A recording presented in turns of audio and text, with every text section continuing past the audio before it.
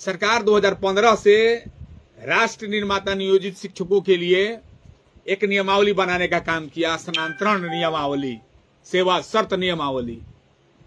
जब आप उसको गहन अध्ययन कीजिएगा, उसको पढ़िएगा, तो शिक्षकों के हित में किन किन बिंदु पर उसमें चर्चा हुई है और कौन कौन से बिंदु को लिया गया है, तो उसको जब कंक्लूड कीजिएगा तो 0 आपको मिलेगा। यानी शिक्षक को जितना प्रताड़ित किया जा सके, शिक्षक को जितना भयभीत किया जा सके, शिक्षक को जितना दंडित किया जा सके, सिर्फ यही आज तक के नियमावली में मिला है। आज जो आपको मिला है सो देख लीजिए। मुकेश भाई जुड़ गए हैं। राकेश भाई नमस्कार। भाई, अगर आप गुणवत्तापूर्ण शिक्षा की बात करते हैं, राष्ट्र निर्माता शिक्षकों को पठन पाठन में पूरे मजबूती से योगदान देने की अगर बात आपके मन में है, फिर हम कह रहे हैं कि अगर आप गुणवत्तापूर्ण शिक्षा की बात करते हैं, राष्ट्र निर्माता शिक्षकों से चाहते हैं कि बच्चों को जो कुछ देने के लिए उनके पास है वो ससमय विद्यालय में आकर बच्चों को देने का काम करें, तो उसके लिए सबसे पहला काम है कि उनको ऐच्छिक स्थानांतरण दिया जाए। ध्यान से सुनिएगा, सभी कोटि के शिक्षकों को ऐच्छिक स्थानांतरण। और दूसरी तरफ आप देखिए, यह ऐच्छिक स्थानांतरण आज से नहीं मिल रहा है। क्या इसके पहले स्वर्गीय जगन्नाथ मिश्रा जी की सरकार हुआ करती थी, राष्ट्र निर्माता शिक्षक को ऐच्छिक स्थानांतरण था कि नहीं था? था कि नहीं था, बताइए। तो माननीय मुख्यमंत्री जी, अगर आप नहीं दे रहे हैं, या आपके सरकार में जो लोग बैठे हैं, जो नीति निर्धारण करने वाले लोग हैं, जो पदाधिकारी लोग हैं, वे बताने का काम करें कि क्या इसके पहले राष्ट्र निर्माता शिक्षकों को ऐच्छिक स्थानांतरण था कि ना, मेडिकल था कि नहीं, ईएल था कि नहीं, सेवा शर्त नियमावली थी कि नहीं।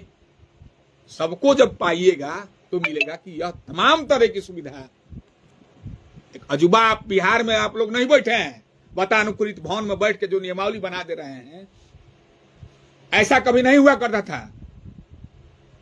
जब सभी तरह के कोटि को ऐच्छिक स्थानांतरण थे, तो फिर आपने ऐसा नियमावली आज क्यों बनाया, स्थानांतरण नियमावली? एक तरफ आप कह रहे हैं कि आपको हम जो है सो की सुविधाजनक स्थान पर आपका स्थानांतरण करेंगे, हम भी इसके लिए तैयार हैं, हमारे राष्ट्र निर्माता शिक्षक भी तैयार हैं। फिर आप अनुमंडल स्तर की बात कहां से लाते हैं? आप बताने का काम कीजिए महोदय कि अगर आप ऐसा नियमावली बनाए हैं, तो हमें जहां तक जानकारी है कि बिहार में कई ऐसे जिले हैं जिसमें सिर्फ एक ही अनुमंडल है, तो उनका स्थानांतरण कहां कीजिएगा? आप नियमावली बना रहे हैं, थोड़ा सा भेजा लगा रहे हैं।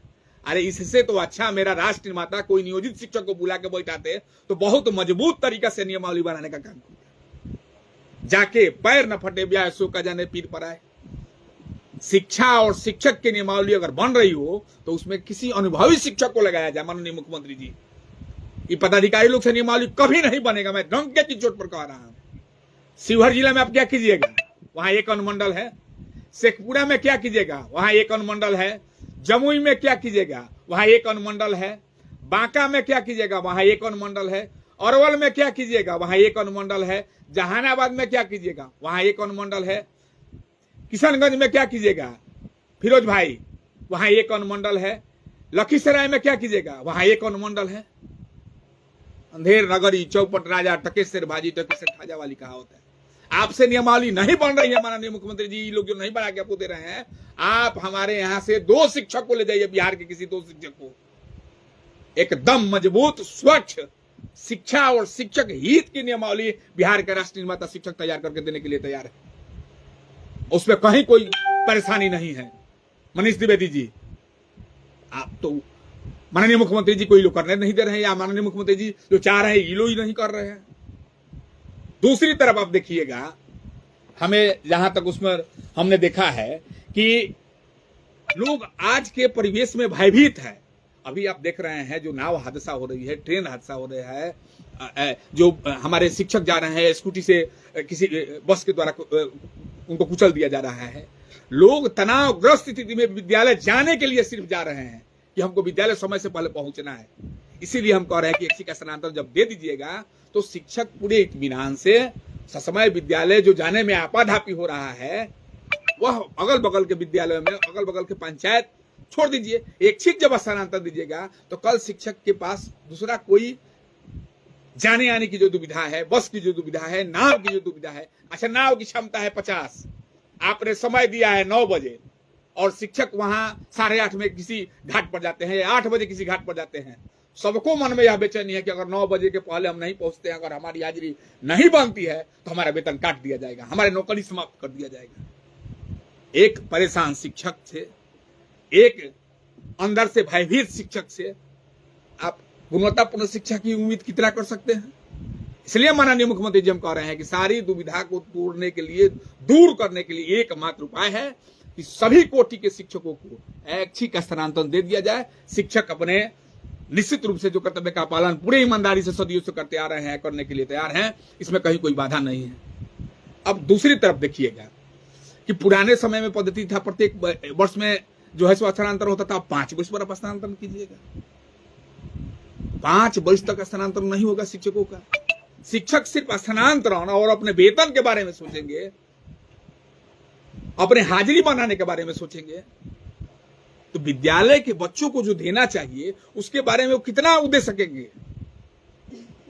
आप माननीय मुख्यमंत्री जी बोले थे सदन में, मैंने आपसे मिलकर करबद्ध प्रार्थना किया मढ़ौरा की धरती पर, आप जो बोलते हैं यही आपका मेरिट है, जो बोलते हैं वो आप करते हैं, इसी पर आपकी सरकार चल रही है। लोगों ने भरोसा किया बिहार में, जो माननीय मुख्यमंत्री जी जो बोलते हैं वो करते हैं।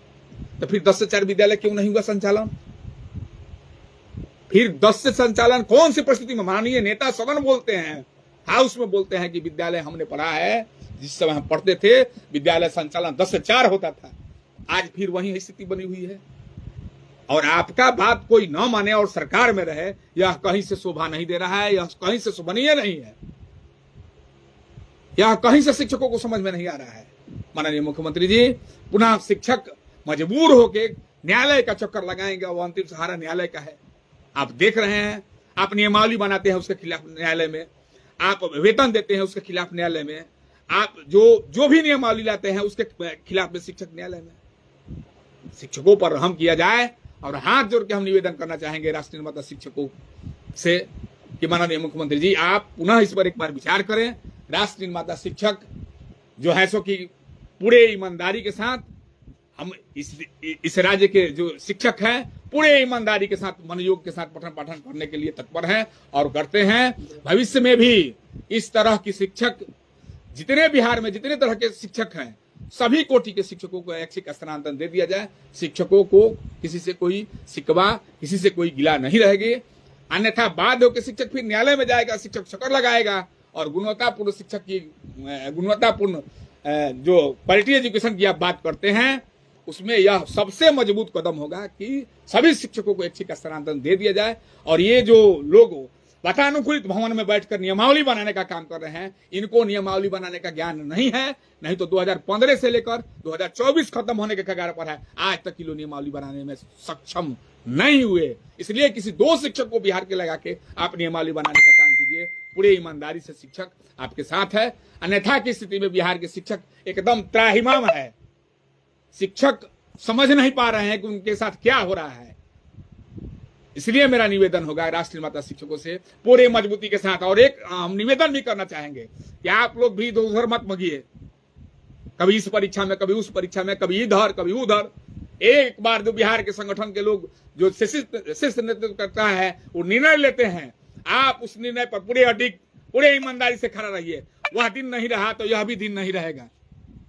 राष्ट्रीय निर्माता शिक्षकों को आह्वान करना चाहता हूं, आप किसी से भयभीत न हो, आप पूरे ईमानदारी से, पूरे मनोयोग से जिस तरह विद्यालय में आप पठन पाठन करते हैं, करने का काम कीजिए। आने वाला समय फिर मैं कह रहा हूं कि 2025 बिहार का जो बिहार विधानसभा का चुनाव होगा, राष्ट्रीय निर्माता शिक्षक उसमें मजबूती से अपना भाग लेंगे और मजबूती से अपना प्रदर्शन करने का काम करेंगे। आप भयभीत ना हो, आप किसी के दया पर नहीं जी रहे हैं, यह आपका हक है। और माननीय मुख्यमंत्री जी, आपसे करबद्ध प्रार्थना है, राष्ट्रीय निर्माता शिक्षकों की बात को आप मजबूती से लीजिए, उसको देखिए। कहीं ना कहीं गणेश परिक्रमा करने वाले लोग जो हैं, या आपके अगल बगल में जो रहने वाले लोग हैं, गणेश परिक्रमा उसको नहीं कहेंगे हम, परिक्रमा करने वाले जो लोग हैं, वे अगल बगल के जो लोग हैं, वे निश्चित रूप से राष्ट्रीय निर्माता शिक्षकों के संदर्भ में आपको दिग्भ्रमित करने का काम कर रहे हैं। इससे भी आपको सचेत रहने की जरूरत है। इन्हीं चंद शब्दों के साथ इनकलाब जिंदाबाद, राष्ट्र निर्माता शिक्षक साथी जिंदाबाद। इस दशहरा के पर्व में माता रानी की कृपा राष्ट्र निर्माता शिक्षकों पर बनी रहे। हम शिक्षक कलम के पुजारी हैं, राष्ट्र के निर्माण में